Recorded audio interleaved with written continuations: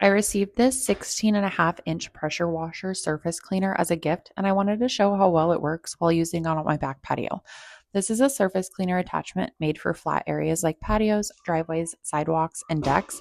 It connects with a standard 1/4-inch quick connect, and it works with both gas and electric pressure washers, so setup is quick and easy.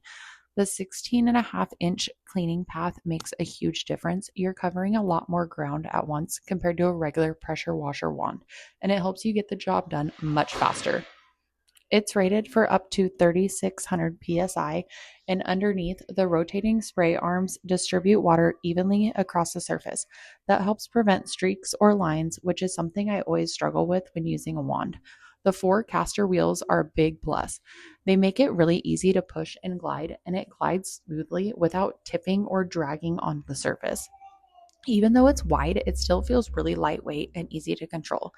In this video, I cleaned my entire back patio using this attachment, and from start to finish, including hosing everything off afterward, the whole process took 8 minutes total.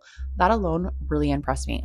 I also like how the housing keeps most of the spray contained underneath, so there's less overspray and splashback while you're cleaning.